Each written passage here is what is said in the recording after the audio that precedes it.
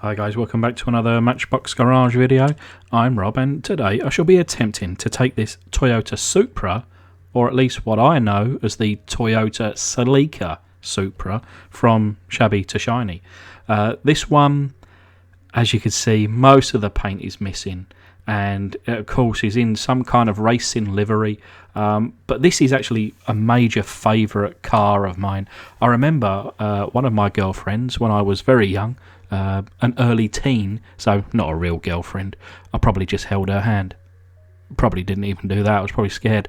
But anyway, her parents had one of these, and I always admired it. So this was probably in the, I want to say, mid-90s.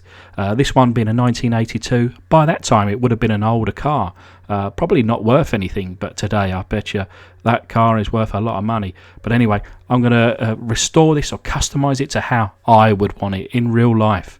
And remember, of course, with 2,000 likes it could be yours. But we do drill down the centre of the post, as is one on this car. Remove the flange and tap that hole. Please do remember to lubricate the end of your piece. But here it is, travelling fast across that desk. It's a fast car, not only in real life, but die-cast too.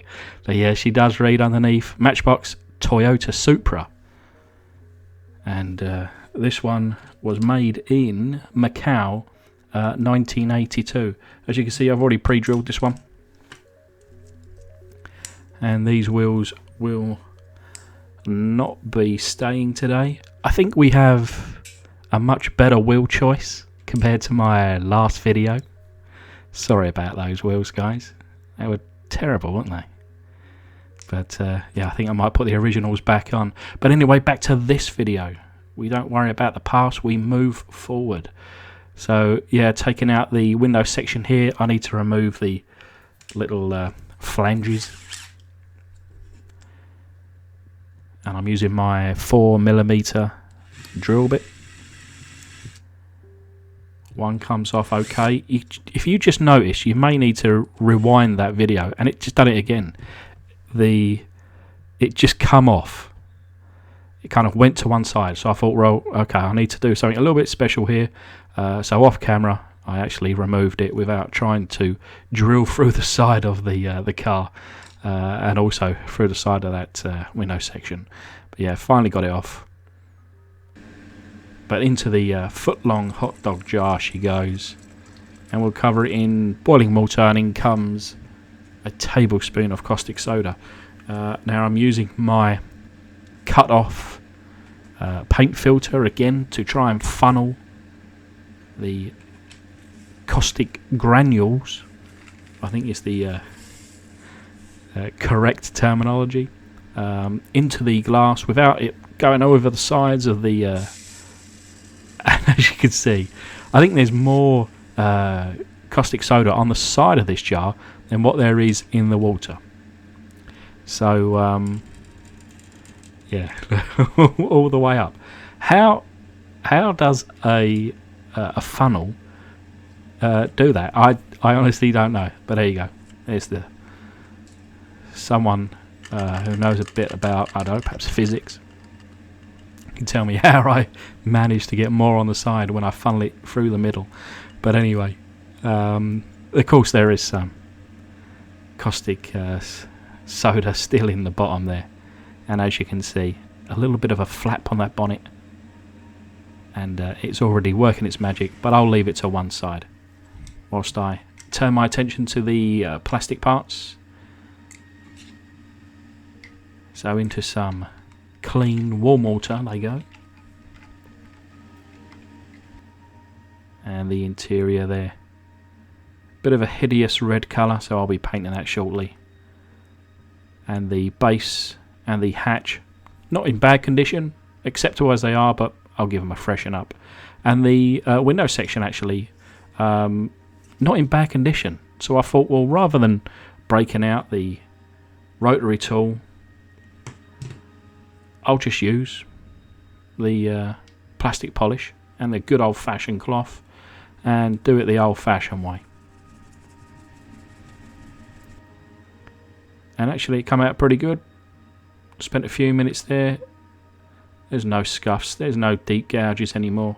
That's very acceptable for us to use. But these parts, you know, whilst I'm painting the interior, why not paint the other bits? So we use my Pound Shop matte black paint, which I love so dearly. You know, if you're getting into this hobby for yourself,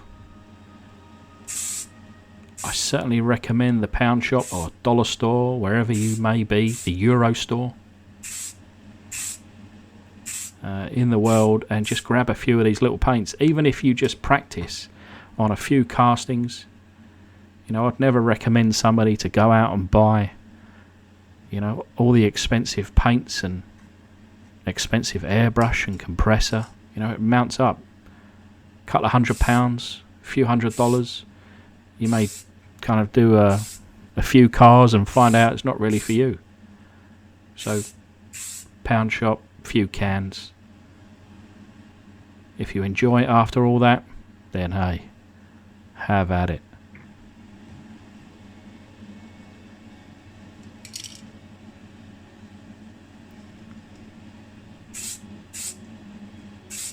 Like I say, the base in this rear hatch didn't really need it, but a little freshen up whilst we're there.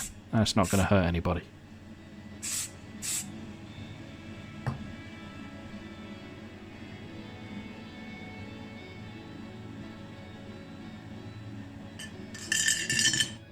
But yeah, now the main body, I think we've probably around a 96.43%, maybe 96.48% paint removal today. And of course we have Ella's tool, and she is powerful.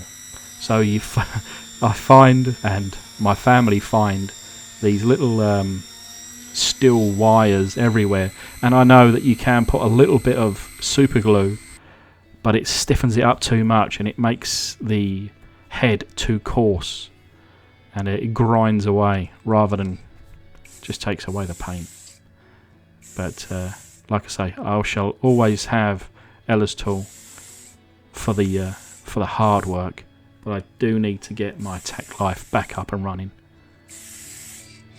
As you can see here, or even here, I have forgot to turn on the air filter, so all this gases or paint is coming back. It's affecting the camera.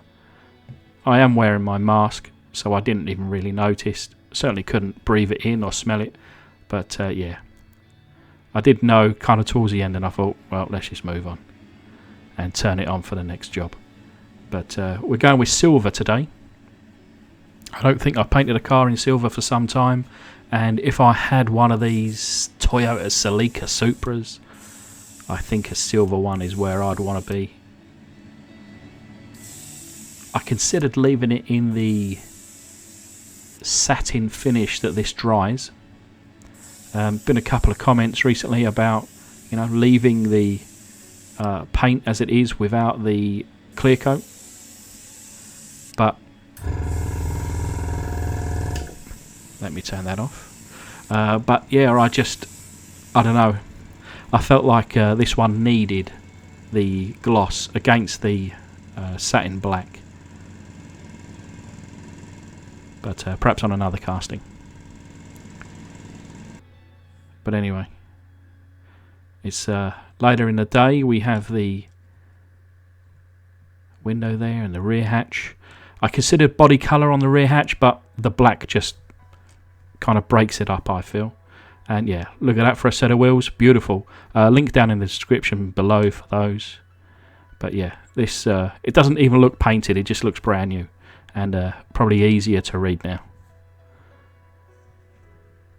And a little bit of white for the side lights, and then yeah, this is a beautiful colour, and I shall add a few little extra details.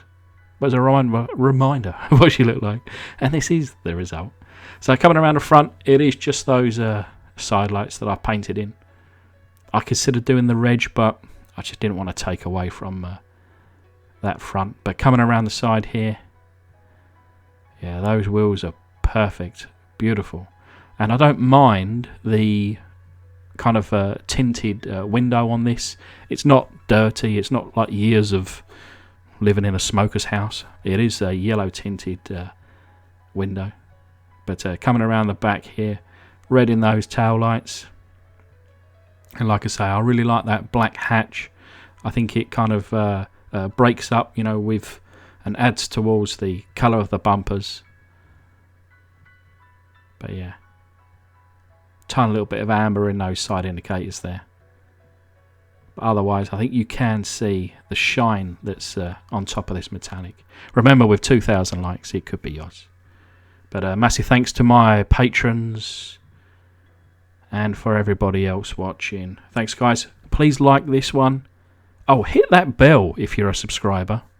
I'm hoping that you guys are not missing my uploads. But anyway, keep safe. I'll see you all soon.